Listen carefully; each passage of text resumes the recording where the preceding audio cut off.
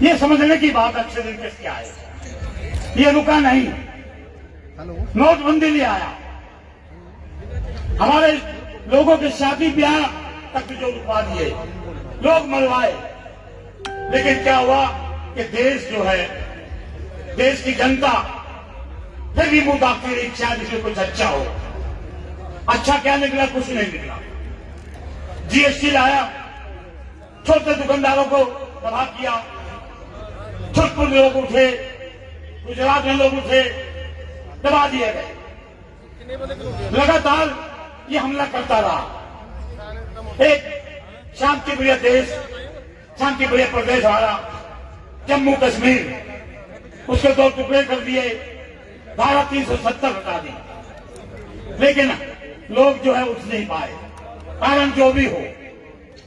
आज 5 जून को जो ये लाया, 5 जून को जो 3 कानून इसे बनाए, इसमें आप पंजाब का जो है खास रोल है, पंजाब की एक खास जगह है इसमें, जिसके लिए मेरी उम्र भी जो है 76 साल की आज हो गई है। ऐसा आंदोलन जो आपने खड़ा कर दिया, और खास तौर पे हमारे हरियाणा के लोग जो आपके 19 शासन से पहले 1857 में लड़े, आपसे मिलकर लड़े। आज आपने एक और इतिहास रचा कि शांति प्रिय ढंग से उनको भी खड़ा कर दिया। और हरियाणा के लोगों ने आपका 26 नवंबर को तहे दिल से स्वागत किया और कहा कि हम दोनों भाई एक हैं, हम अपनी समस्याओं को मिलजुल करके सुलझा लेंगे। इन्होंने कोशिश की, SYL का मुद्दा लेके आए, पानी का मुद्दा लेके आए, लेकिन हरियाणा के लोगों ने कहा कि हमारा कोई मुद्दा नहीं, ये हमारे भाइयों की बात है, हम आपस में सुलझा लेंगे। तो पंजाब के मेरे वीरों, आपकी बहुत बड़ी जिम्मेदारी और भी बनती है। आपने देश में जगाने का काम तो किया, ये 99% की लड़ाई आपने बनाई है और उसको बरकरार रखना है। जब तक बरकरार रखना, जब तक इसका ये घोड़ा आप अपनी शांति के ढंग से इसको नीचे ना गिरा दें, घोड़े को इसको जमीन पे ना गिरा दें, ताकि एक इतिहास और रचा जाए कि हम लुटने नहीं लेंगे अपने आप को, हम हत्या मत्ता नहीं करेंगे। राजेवाल ने बोलना है, बहुत मन था आज बोलने का आपके बीच में, तो मैं एक ही बात पे अपनी बात खत्म करूंगा कि जो इतिहास आपने रचा है, दुनिया में इसकी गूंज गई है, दुनिया के अंदर, हिंदुस्तान में तो गई, लेकिन दुनिया में इसकी गूंज गई। ये बहुत कुछ आपके बीच में आगे की रूपरेखा खींच के जाएगा, ये हमें बहुत कुछ दे के जाएगा। इस स्टेज को, इस स्टेजी को बनाए रखना है आपको, और शांति से बनाए रखना है। तो धन्यवाद। इसके साथ मैं एक नारा दूंगा, 2 नारे दूंगा। पंजाब हरियाणा एकता जिंदाबाद, पंजाब हरियाणा एकता, पंजाब हरियाणा एकता। मैं पूरी रंग नारा नहीं लगाइए, नारा लगाइए, जोर से लगाइए। हमारी महिलाएं नहीं लगा पा रही, क्या बात है। पंजाब हरियाणा एकता, पंजाब हरियाणा एकता। एक शहीद आजम भगत सिंह का एक नारा है बहुत जबरदस्त, इनकलाब, इनकलाब। धन्यवाद साथियों। बहुत बहुत धन्यवाद प्रेम सिंह गहलावत जी। और बिना किसी देरी के सरदार बलबीर सिंह जी राजेवाल साडे अज के इस माह रैली के मुख्य बुलारे, वो तुहाडे रूबरू होणगे। बाकी जिहड़ा शहीदां दे परिवारां नूं सन्मानित करने की रस्म है, वो भी थोड़ा बाद विच कुछ मिनटां बाद असीं करन जा रहे हैं। तो सारे भैणां भरावां नूं एक बारी फिर बेनती है, इधर उधर फेरे जे वापस जाने का मन भी बनाया, थोड़ा परा चले गए हो, ट्रैक्टर लागे छावे बह गए हो, माड़ी मोटी गर्मी चलो। आओ इन्हां नूं आम तौर पर तुसीं टैलीविजन राही, टैलीफोन राही दूर दराजे सुनते हो, अज तुहाडे कोल आए ने, इन्ना क मान सत्कार करिए। सारे संयुक्त किसान मोर्चे की सीनियर लीडरशिप इन्ना सफर करके सैकड़े किलोमीटर का दिन रात जिथे उत्थे बैठे ने, ਇਹਨਾਂ ਦੀ ਮਿਹਨਤ ਨੂੰ ਸਲਾਮ ਕਰਨਾ ਬਣਦਾ ਹੈ, ਇਹਨਾਂ ਦਾ ਸਤਿਕਾਰ ਕਰਨਾ ਬਣਦਾ ਹੈ, ਇਹਨਾਂ ਦੀ ਆਵਾਜ਼ ਸੁਣਨੀ ਬਣਦੀ ਹੈ, ਇਹਨਾਂ ਦੀ ਗੱਲ ਮੰਨਣੀ ਬਣਦੀ ਹੈ। ਤੇ ਸ਼ਾਇਦ ਜੇ ਆਵਾਜ਼ ਸੁਣ ਲਵਾਂਗੇ ਤੇ ਜਪਜੀ ਸਾਹਿਬ ਦੀਆਂ ਉਹ ਲਾਣਾ ਸਾਡੇ ਜਿਹੜੀਆਂ ਸਾਖਸ਼ਾਤ ਸਾਹਮਣੇ ਆਉਣਗੀਆਂ ਤੇ ਲਾਜ਼ਮੀ ਤੌਰ ਤੇ ਆਪਣੇ ਕਾਮਯਾਬੀ ਵਾਲੇ ਪਾਸੇ ਨੂੰ ਜਾਵਾਂਗੇ। ਲਾਜ਼ਮੀ ਤੌਰ ਤੇ ਜਿੱਤ ਜਿਹੜੀ ਆ ਤੁਹਾਡੀਆਂ ਚਰਨ ਛੂਏਗੀ। ਸੁਣਿਆ ਮੰਨਿਆ ਮਨ ਕੀਤਾ ਭਾਓ, ਅੰਤਰਗਤ ਤੀਰਥ ਮਲ ਨਹਾਓ।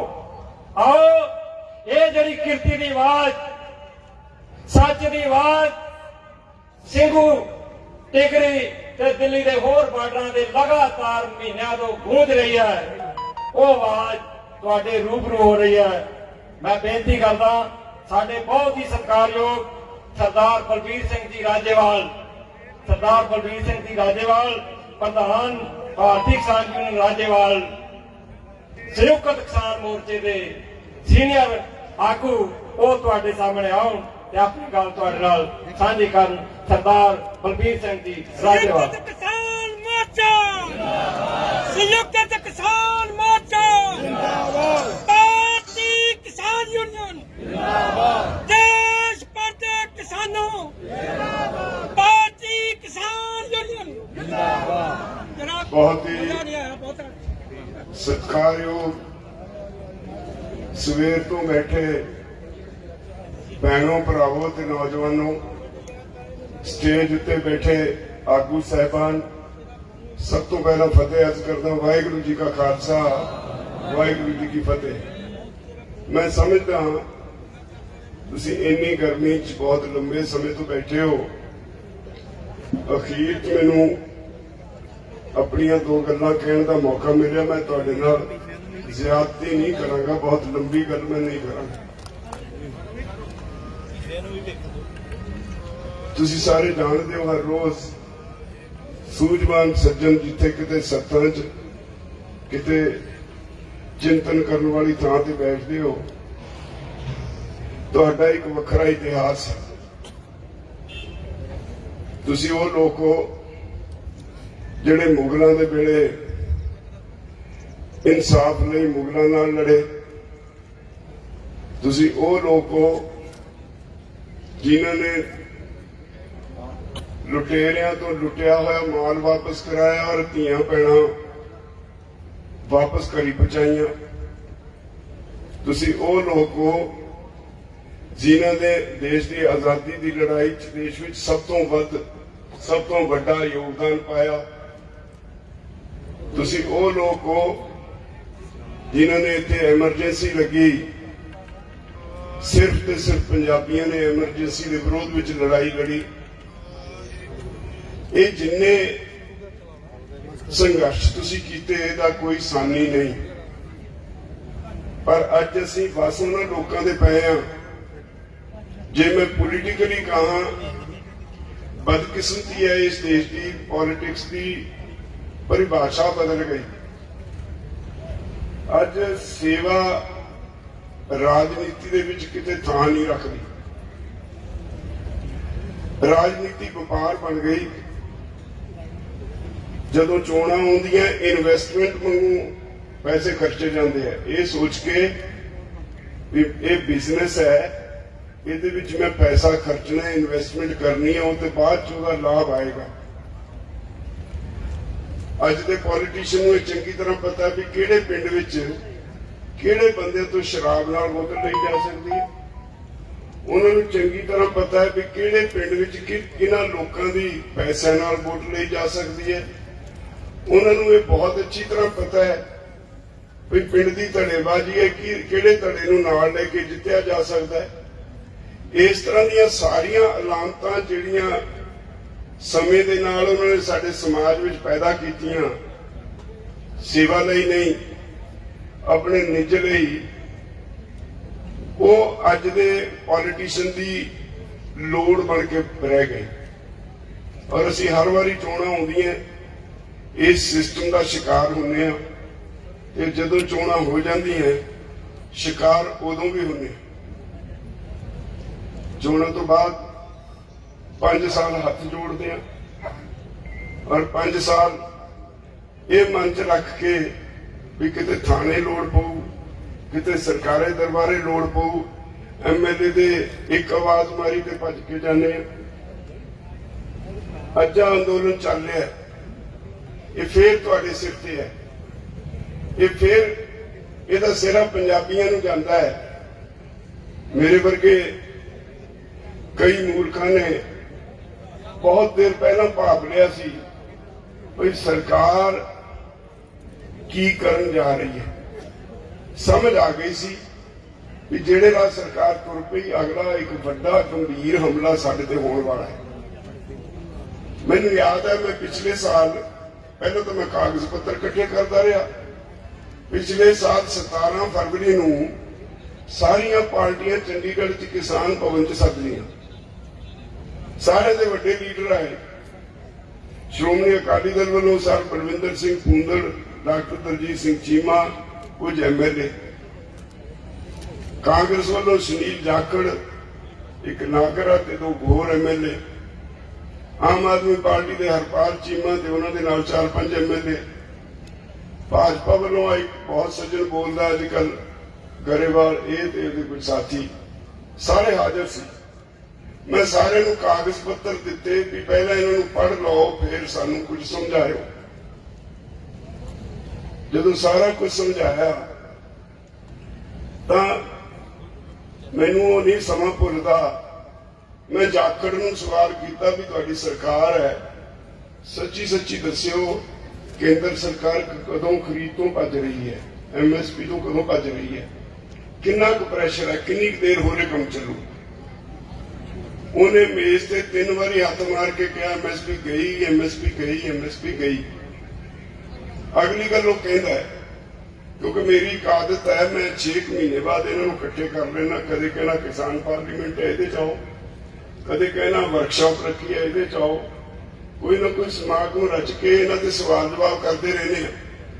ਉਹ ਮੇਰੇ ਵੱਲ ਇਸ਼ਾਰਾ ਕਰਕੇ ਕਹਿੰਦਾ ਹੈ ਵੀ ਆਹ ਬੰਦਾ ਆਪਾਂ ਨੂੰ ਹਰ ਸੁਣਾਈ ਇਕੱਠੇ ਕਰ ਲੈਂਦਾ ਹੈ ਤੇ ਆਪਾਂ ਜਿਹੜੇ ਸਵਾਲ ਕਰਦਾ ਉਹਦਾ ਕੋਈ ਉਲਟਾ ਸਿੱਧਾ ਜਵਾਬ ਦੇ ਕੇ ਤੁਰ ਜਾਂਦੇ ਆ। ਪਰ ਅੱਜ ਜਿਹੜੇ ਸਵਾਲ ਕੀਤੇ ਆ ਬਹੁਤ ਗੰਭੀਰ ਨੇ।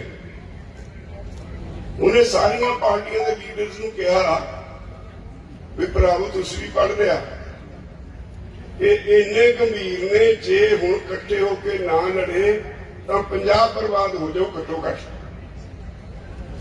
ਇਹ ਸੁਨੀਲ ਜਾਖੜ ਦੇ ਸ਼ਬਦ ਨੇ ਤੇ ਹਾਲੇ ਉਹਦੀ ਗੱਲ ਮੁਕੰਮਲ ਨਹੀਂ ਹੋਈ। ਜ਼ਬਰਦਸਤੀ ਹਰੇਕ ਦੇ ਮੂਹਰੇ ਮਾਈਕ ਲੱਗਿਆ ਹੋਇਆ ਸੀਗਾ ਕਿਸਾਨ ਭਵਨ 'ਚ, ਏਦਾਂ ਦਾ ਸਿਸਟਮ ਹੈ। ਜ਼ਬਰਦਸਤੀ ਆਪਣਾ ਮਾਈਕ ਔਨ ਕਰਕੇ ਬਲਵਿੰਦਰ ਸਿੰਘ ਭੁੰਦੜ ਉਹਦੇ ਕਹਿੰਦੇ ਨੇ ਲੜਨ ਦੀ ਲੋੜ ਹੈ, ਮੈਨੂੰ ਸਭ ਤੋਂ ਪਹਿਲਾਂ ਅੱਗੇ ਬੇਨਤੀ ਲਾਓ। 17 ਫਰਵਰੀ ਤੋਂ ਅੱਜ ਤੱਕ ਮੈਨੂੰ ਬੇਨਤੀ ਲੱਗਣ ਵਾਲਾ ਨਹੀਂ ਲੱਭਿਆ। ਮੈਨੂੰ ਪਤਾ ਕਿੱਥੇ ਚਲਾ ਗਿਆ। ਮੈਨੂੰ ਹੋਰ ਬਹੁਤ ਅਫਸੋਸ ਹੁੰਦਾ ਹੈ, ਥੋੜੇ ਦਿਨ ਹੋਏ, ਪਿਛਲੇ ਹਫ਼ਤੇ ਹੀ ਸ਼ਾਇਦ 4 ਦਿਨ ਹੋਏ, 4 ਦਿਨ ਪਹਿਲਾਂ ਇੱਕ ਵੈਬ ਚੈਨਲ ਵਾਲਾ ਸਾਥੀ ਆਇਆ। ਉਹਨੇ ਮੇਰੇ ਕੋਲੋਂ ਇੱਕ ਸਵਾਲ ਕੀਤਾ, ਉਹਦਾ ਮੇਰਾ ਵਰਸ਼ਨ ਲਿਆ। ਉਹ ਮੈਨੂੰ ਕਹਿੰਦੇ ਜੀ ਦਿੱਲੀ ਗੁਰਦੁਆਰਾ ਕਮੇਟੀ ਦੀਆਂ ਚੋਣਾਂ ਹੋ ਰਹੀਆਂ, ਉੱਥੇ ਅਕਾਲੀ ਦਲ ਵੱਲੋਂ ਇੱਕ ਪ੍ਰਚਾਰ ਹੋ ਰਿਹਾ।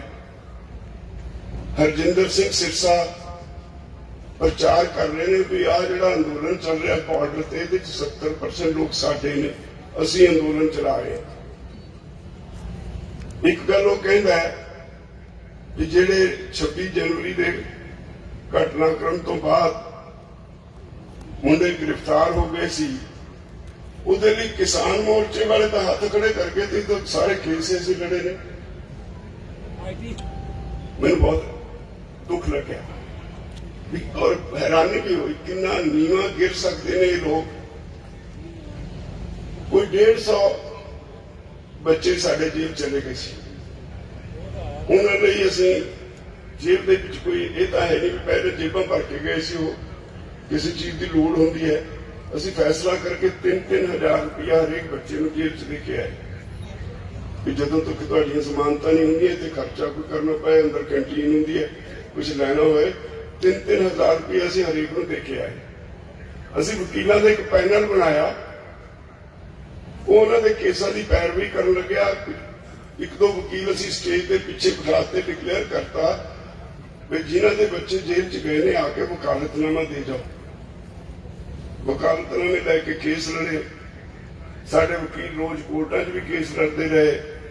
ਹਰ ਇੱਕ ਦੀ ਡਿਊਟੀ ਕਿਤੇ ਕੋਰਟ 'ਚ ਸੀ, ਕਿਤੇ ਜੇਲ੍ਹ 'ਚ ਸੀ। ਜੇਲ੍ਹ 'ਚ ਰਾਤ ਨੂੰ 11 ਔਰ 12 ਵਜੇ ਦੇ ਦਰਮਿਆਨ ਰਿਹਾਈ ਹੁੰਦੀ ਸੀ, ਉੱਤੇ ਕਾਗਜ਼ ਪੱਤਰ ਪੂਰੇ ਦੇਖ ਕੇ ਰਿਹਾਈ ਹੁੰਦੀ ਸੀ। ਸਾਡੇ ਵਕੀਲ 12 ਵਜੇ ਉਹਨਾਂ ਨੂੰ ਜੇਲ੍ਹ ਤੋਂ ਰਿਹਾ ਕਰਾ ਕੇ ਗੁਰਦੁਆਰਾ ਰਕਾਬਗੰਜ ਸਾਹਿਬ ਠਹਿਰਨ ਵਾਸਤੇ ਉੱਥੇ ਕਮਰੇ ਸੀ, ਉੱਥੇ ਛੱਡ ਕੇ ਆ ਜਾਂਦੇ ਸੀ ਵੀ ਕੱਲ ਨੂੰ ਆਵਾਂਗੇ, ਪ੍ਰੈਸ ਦੇ ਸਾਹਮਣੇ ਤੁਹਾਨੂੰ ਕਰਾਂਗੇ ਵੀ ਕਿਵੇਂ ਤੁਹਾਡੀ ਜ਼ਮਾਨਤ ਹੋਈ। ਹੁਣ ਜਿਹੜਾ ਵਕੀਲ ਉਹ ਵਿਚਾਰੇ ਸੇਵਾ ਕਰਦੇ ਸੀ, 12 ਵਜੇ ਉੱਥੇ ਵਿਹਲੇ ਹੋਏ, ਉਹਦੇ ਬਾਅਦ ਮੋਰਚੇ ਵਾਲੀ ਥਾਂ ਆਉਣਾ, ਉਹਨਾਂ ਨੇ 2 ਘੰਟੇ ਦਾ ਰਸਤਾ ਹੈ। 2 ਵਜੇ ਆ ਕੇ ਸੁੱਤੇ, ਸਵੇਰੇ ਉੱਠ ਕੇ ਫਿਰ ਅਗਲੇ ਦਿਨ ਕਚਹਿਰੀਆਂ 'ਚ ਵੀ ਜਾਣਾ ਹੁੰਦਾ ਸੀ, ਪਰ ਉਹ ਤੋਂ ਪਹਿਲਾਂ ਪ੍ਰੈਸ ਕਾਨਫਰੰਸ ਵਾਸਤੇ ਜਾਣਾ।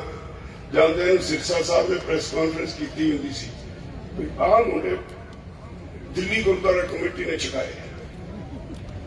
ਇੱਕ ਦਿਨ ਕਾਬੂ ਆ ਗਏ। ਅਸੀਂ ਵਕੀਲਾਂ ਨੂੰ ਕਿਹਾ ਵੀ ਉਹ ਕਲੇਮ ਕਰੀ ਜਾਂਦੇ ਆ, ਕੰਮ ਸਾਰਾ ਤੁਸੀਂ ਕਰਦੇ ਹੋ, ਜਾ ਕੇ ਫੜੋ ਤਾਂ ਸਹੀ ਪ੍ਰੈਸ ਦੇ ਸਾਹਮਣੇ। ਤੋਂ ਕਿਤੇ ਕੁਦਰਤੀ ਕਾਬੂ ਆ ਗਏ। ਪ੍ਰੈਸ ਦੇ ਸਾਹਮਣੇ ਉਹਨਾਂ ਨੂੰ ਪੁੱਛਿਆ ਵੀ ਦੱਸਿਓ ਜੀ, ਤੁਸੀਂ ਰੋਜ਼ ਕਲੇਮ ਕਰਦੇ ਹੋ, ਤੁਸੀਂ ਚਲਾਉਂਦੇ ਹੋ, ਅਸੀਂ ਜਿਹੜੇ ਐਵੇਂ ਤੁਰੇ ਫਿਰਦੇ ਆ, ਅਸੀਂ ਚੱਕ ਮਾਰਦੇ ਆ, ਦੱਸਿਓ ਕਿੰਨੇ ਤੁਸੀਂ ਅੱਜ ਤੇ ਚੜਾਏ। ਪ੍ਰੈਸ ਦੇ ਸਾਹਮਣੇ ਮੰਨਦੇ ਵੀ ਹਾਂ ਜੀ ਇਹਨਾਂ ਨੇ ਕੀਤਾ ਜੀ ਸਾਰਾ ਕੁਝ, ਅਸੀਂ ਤਾਂ ਲੰਗਰ ਪਾਣੀ ਦੇ ਪ੍ਰਬੰਧ ਕਰਦੇ। ਔਰ ਹੁਣ ਇਲੈਕਸ਼ਨ ਆ ਗਈ, ਹੁਣ ਬੜੀ ਬੇਸ਼ਰਮੀ ਨਾਲ ਕਹਿੰਦੇ ਨੇ ਵੀ ਜੀ ਉਹ ਸਾਰੇ ਮੁੰਡੇ ਅਸੀਂ ਚੜਾਏ।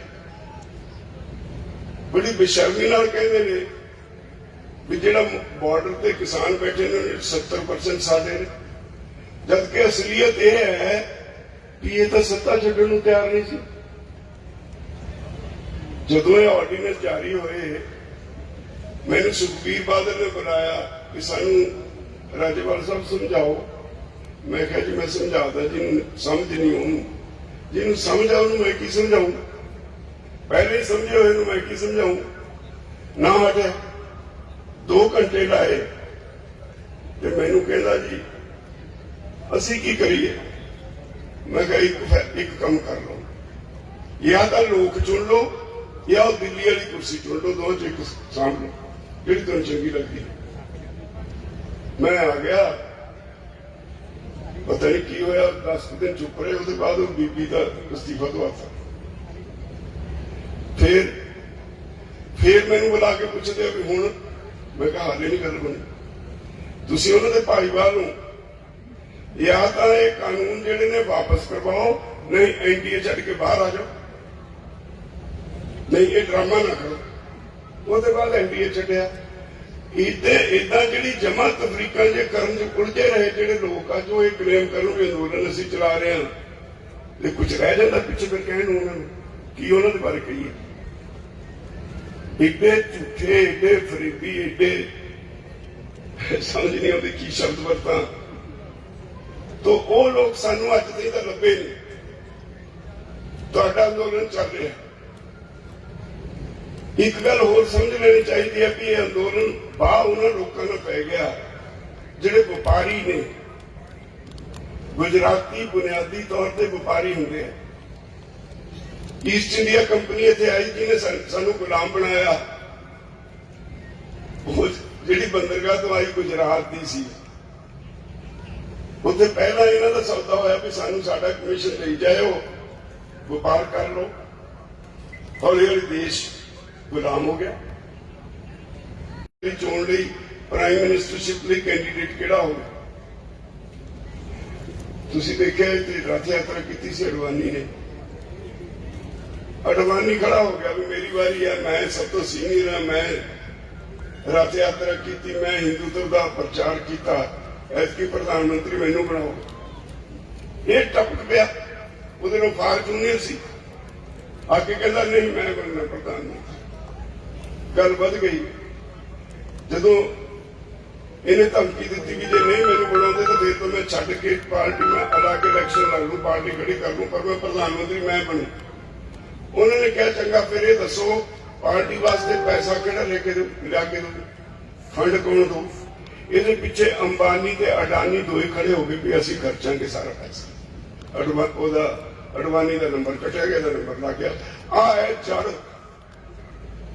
ਜਿਹਦੇ ਕਰਕੇ ਹਰ ਗੱਲ ਅਡਾਨੀ ਔਰ ਅੰਬਾਨੀ ਉਹਨਾਂ ਦੇ ਆਲੇ ਦੁਆਲੇ ਘੁੰਮਦੀ ਆ। ਹੁਣ ਉਹਨਾਂ ਨੂੰ ਕਿਵੇਂ ਛੱਡੇ? ਰਾਜ ਭਾਗ ਉਹਨਾਂ ਨੇ ਲੈ ਕੇ ਦਿੱਤਾ, ਉਹਦੇ ਵਾਸਤੇ ਪ੍ਰਧਾਨ ਮੰਤਰੀ ਦੀ ਕੁਰਸੀ ਮਿਲੀ ਤੇ ਉਹਨਾਂ ਨੂੰ ਹੁਣ ਕਿਵੇਂ ਛੱਡੇ? ਅੱਜ ਦੇਸ਼ ਵਿੱਚ ਇਹਨੂੰ ਕੁਝ ਨਹੀਂ ਸੁਝਦਾ, ਹਰ ਚੀਜ਼ ਵੇਚੀ ਜਾ ਰਿਹਾ, ਵੇਚੀ ਵੀ ਦੋ ਘਰਾਣਿਆਂ ਨੂੰ ਜਾ ਰਿਹਾ, ਜਾਂ ਅੰਬਾਨੀ ਨੂੰ ਜਾਂ ਅਡਾਨੀ ਨੂੰ। ਤੁਸੀਂ ਦੇਖੋ ਸਾਡੇ ਦੇਸ਼ ਦੀ ਜਿਹੜੀ ONGC ਕੰਪਨੀ ਹੈ ਸਰਕਾਰੀ, oil and natural gas commission ਦੀ, ਉਹਦੀ ਰਿਫਾਈਨਰੀ ਦੁਨੀਆ ਦੀ ਲੇਟੈਸਟ ਟੈਕਨੋਲੋਜੀ ਦੀ ਰਿਫਾਈਨਰੀ ਹੈ। ਉੱਥੇ ਤੇਲ ਸਾਫ਼ ਨਹੀਂ ਹੁੰਦਾ, ਇਹ ਸਾਫ਼ ਹੁੰਦਾ ਹੈ ਅੰਬਾਨੀਆਂ ਦੀ ਰਿਫਾਈਨਰੀ। ਤੇਲ ਸੈਕਟਰ ਤੇ ਕਬਜ਼ਾ ਹੋ ਗਿਆ। ਆ ਜਿਹੜਾ ਕੰਟਰੋਲ ਹੁੰਦਾ ਸੀ ਜਦੋਂ ਤੋਂ ਸਰਕਾਰ ਨੇ ਕੱਢਿਆ, ਹੁਣ ਰੋਜ਼ ਵੱਧਦੇ ਨੇ, ਕੰਟਰੋਲ ਹਟਿਆ ਤੇ ਉਹਦੇ ਚ ਸਾਰਾ ਜਿਹੜਾ ਮੇਜਰ ਸ਼ੇਅਰ ਆ ਉਹ ਅੰਬਾਨੀਆਂ ਨੂੰ ਜਾਂਦਾ ਹੈ। ਤੇਲ ਸੈਕਟਰ ਤੇ ਕਬਜ਼ਾ ਉਹਨਾਂ ਦਾ ਹੋ ਗਿਆ। ਡਿਫੈਂਸ ਦਾ ਕੋਈ ਤਜਰਬਾ ਨਹੀਂ ਸੀ। ਅੱਜ ਤੱਕ ਫੌਜਾਂ ਦੇ ਜਿਹੜੇ ਹਥਿਆਰ ਬਣਦੇ ਸੀ ਜਾਂ ਰਿਪੇਅਰ ਹੁੰਦੀ ਸੀ, ਕੁਝ ਹੁੰਦਾ ਸੀ, ਤਾਂ ਹਮੇਸ਼ਾ ਸਾਡੀ ਫੌਜ ਦੇ ਵਿੱਚ ਜਿਹੜੇ ਇੰਜੀਨੀਅਰ ਨੇ ਉਹ ਸਰਕਾਰੀ ਕਾਰਖਾਨਿਆਂ 'ਚ ਕੰਮ ਕਰਦੇ ਸੀ। ਕਦੇ ਪ੍ਰਾਈਵੇਟ ਨੂੰ ਤੇ ਘੁਸਣ ਵੀ ਨਹੀਂ ਸੀ ਦਿੰਦੇ, ਦੇਖਣ ਵੀ ਨਹੀਂ ਸੀ ਦਿੰਦੇ। ਤੇ ਮੋਦੀ ਜੀ ਨੇ ਇਹਦੇ ਵਿੱਚ ਵੀ ਅੰਬਾਨੀ ਘਸੋਟੇ, ਕੋਈ ਤਜਰਬਾ ਨਹੀਂ, ਧੱਕੇ ਨਾਲ ਅੱਜ ਉਹਦੀ ਕੰਪਨੀ ਬਣਦੀ ਹੈ।